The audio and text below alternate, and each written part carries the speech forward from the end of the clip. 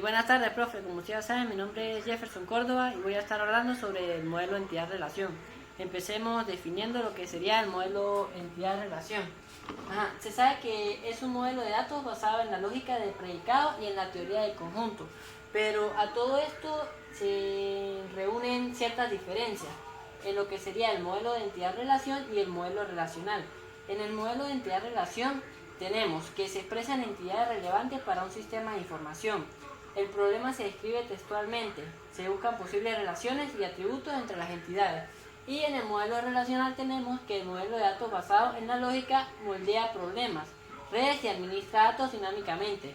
Y además pasa por un proceso llamado normalización. A todo esto llegan lo que serían las ventajas y las desventajas. Las ventajas serían que garantizan herramientas para evitar la duplicidad de registros a través de campos, claves o llaves. Y garantiza la integridad referencial. Además de esto, favorece la normalización por ser más comprensible y aplicable. En cuanto a las desventajas, se sabe que es la imposibilidad de representar conocimientos de forma en regla, inexistencias de mecanismos inherentes de propiedades, falta de poder expresivo, por ejemplo, para representar jerarquías, y dificultad para gestionar de datos no algorítmicos ni jerárquicos. A todo esto es importante definir bien qué es el modelo relacional. Se sabe que el modelo relacional se basa en la organización y gestión de base de datos consistente en el almacenamiento de datos de tablas compuestas por filas o tuplas y columnas o campos. Se distinguen de otros modelos como el jerárquico por ser el más comprensible para el usuario inexperto y por basarse en la lógica de predicados para establecer relaciones entre distintos datos. Es importante definir qué son tablas. Las tablas es el nombre que se le da o que reciben cada una de las relaciones que se establecen en los datos almacenados. Cada nueva relación da lugar a una tabla. Estas son formadas por filas, también llamadas tuplas, donde se describen los elementos que configuran la tabla. ¿Qué son las claves? Se sabe que son elementos que impiden duplicidad de registros. Una de las grandes desventajas que representan otros modelos de organización y gestión de bases de datos. Existen dos grandes tipos de claves, las claves primarias y las claves secundarias o externas. ¿Qué son las claves primarias? Las claves primarias son los atributos según el tipo de relación que se ha definido en la tabla. Pueden añadirse otros atributos específicos y propios. Claves externas o secundarias. Se sabe que son las claves que se definen para cada una de las claves primarias establecidas por los elementos de entidades o relación. Lo que sería restricción de identidad. Se sabe que serían los límites y restricciones que se imponen en las relaciones. Y esto es imprescindible para mantener la significación correcta de la base de datos.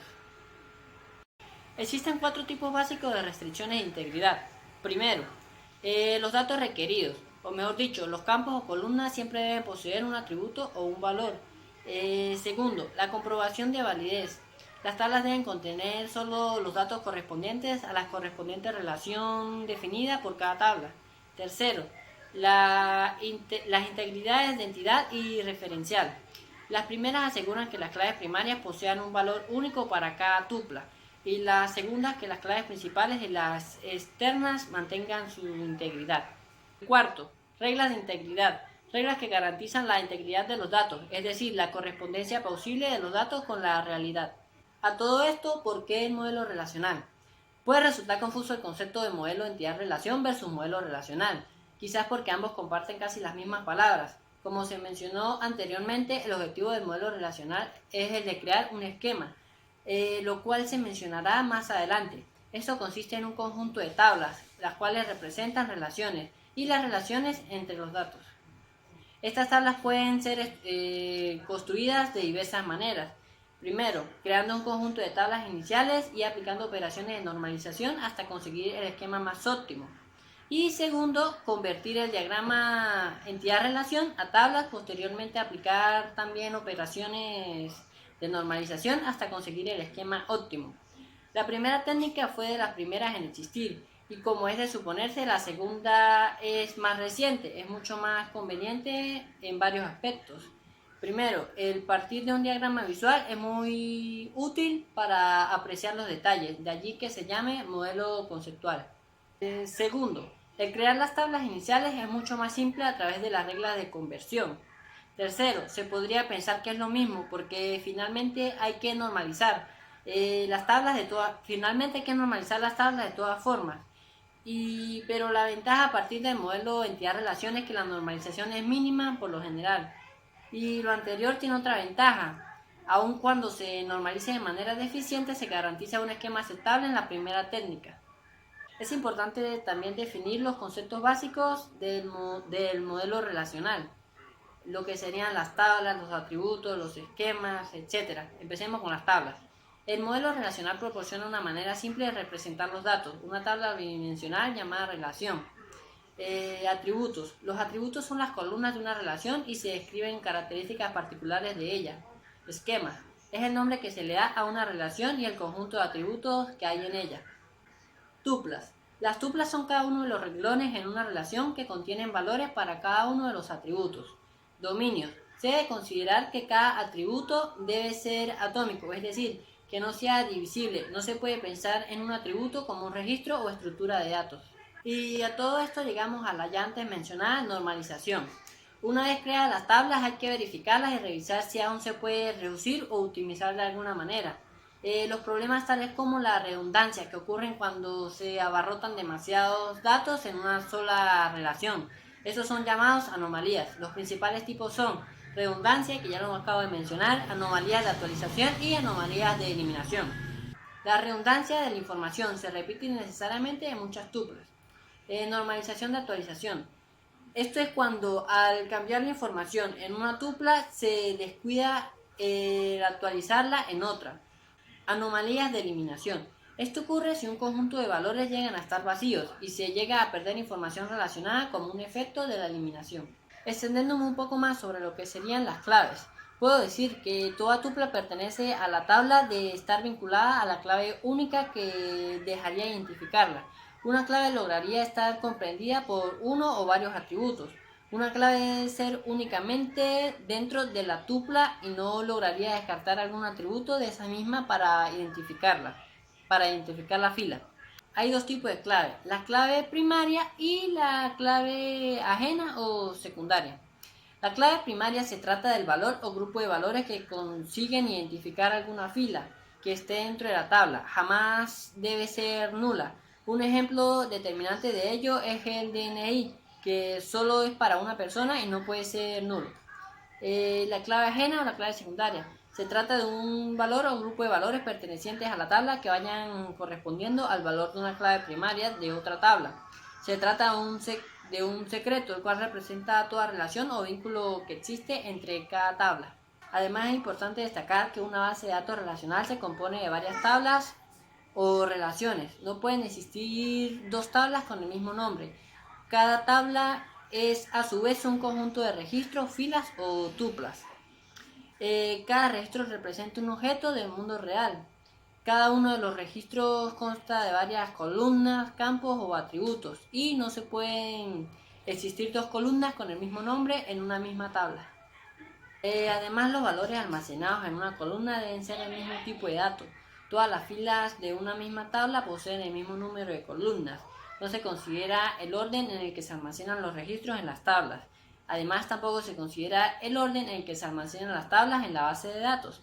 La información puede ser recuperada o almacenada por medio de sentencias llamadas consultas. A todo esto llegamos a lo que sería el álgebra relacional. Se sabe que el álgebra relacional es un conjunto de operaciones que describen paso a paso cómo computar una respuesta sobre las relaciones, tal y como estas son definidas en el modelo relacional. Se denomina el tipo procedimental a diferencia del cálculo relacional, que es de tipo declarativo. Y además se escribe el aspecto de la manipulación de datos. Estas operaciones se usan como una representación intermedia de una consulta a una base de datos y debido a sus propiedades algebraicas sirven para obtener una versión más optimizada y eficiente de dicha consulta. Modelo jerárquico.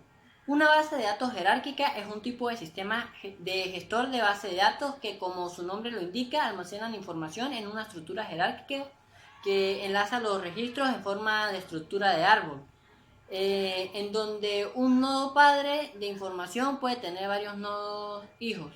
Esta relación jerárquica no es estrictamente obligatoria, de manera que pueden establecerse relaciones entre nodos hermanos.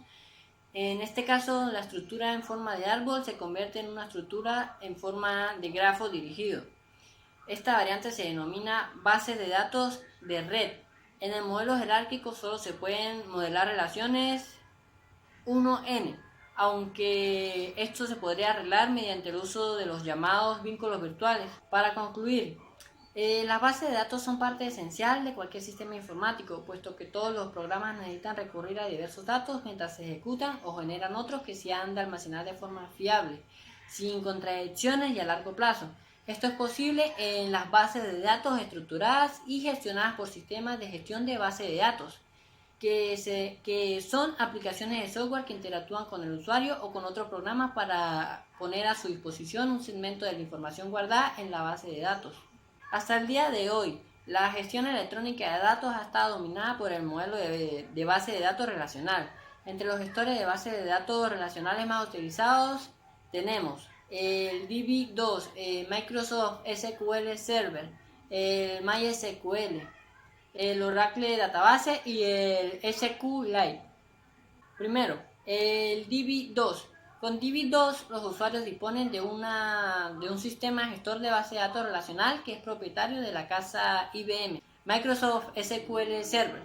La aplicación de Microsoft para gestionar bases de datos relacionales está disponible con una licencia Microsoft de pago, eso es lo malo.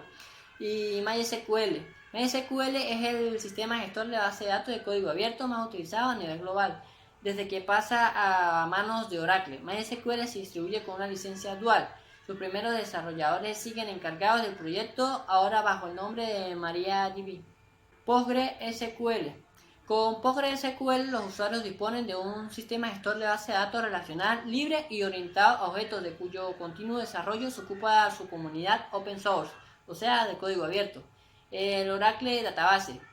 Ya es un programa ya conocido. El programa de Oracle se distribuye como software propietario, o sea, es costoso. Eso es lo malo de ese programa. El SQLite, por último, se sabe que constituye una biblioteca de programas con licencia de dominio público que constituyen un gestor de base de datos relacionales, se podría decir clásico, y liviano, que soporta cualquier sistema operativo. Todos estos sistemas se basan en una organización tabular de la información. Bueno, profe, esta ha sido toda mi exposición, espero que le haya gustado. La lámina atrás, como puede ver, es un pequeño mapa conceptual, no sé si lo puede apreciar bien.